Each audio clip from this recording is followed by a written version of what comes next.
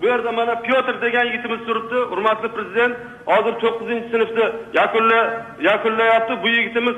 Mana shunday go'zal rasmlarni mana shu holatga chizib, mana bu 8-dekabr Konstitutsiya kuni, mana bu vatanimiz himoyachilari kuni 5 tashabbus Bobur Mirzo bobomizni o'zi chizib, hurmatli prezident, mana shu ozgina qaratilgan e'tiborni bir natijasi deb o'ylayman endi, hurmatli prezident. Yaxshi. Pyotr, qani bir og'iz mikrofonga kela oladimi? Avvalambor, assalomu alaykum yurtboshimiz. Men O'tsekin inson mehribonlik uyi tarbiyalanuvchisi Gorov Pyotr. Men shu mehribonlik uyidan kelishimdan oldin go'daklar uyida bo'lganman va shu mehribonlik uyida ko'p narsani o'rgandim, bilim va rasm chizishni va ko'plab o'rin sovrinlarni egallab kelmoqdaman. Shu borada mehribonlik uyi direktorimga o'zimni minnatdorchilik va rahmatimni aytmoqchiman.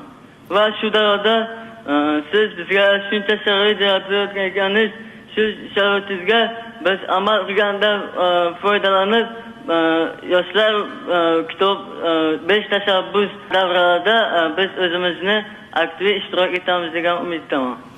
Rahmat. Kattakon rahmat. Rahmat bolam. Farzandim mana shunday iftixor. Men nima uchun Milliy gvardiyaga topshiriq berdim? Mana siz Milliy gvardiya, mana siz milliy g'urur, milliy iftixor. Mana Jo'rayev kim bilan? Mana ko'rdingmi? Mana shundaqalarda tarbiya qilinadi. Yerda shundaqalar bor. Qadrini, hayotni qadriga yetib, o'zini mehnati bilan intilib, shuncha sharoiti bilan mana bunday qahramonlik ko'rsatgan bolam. Rahmat sizga. Sog' bo'ling.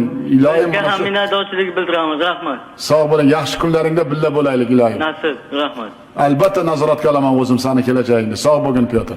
O'zingiz asrang, sog' bo'ling, rahmat. Rahmat, molodets такой. Rahmat.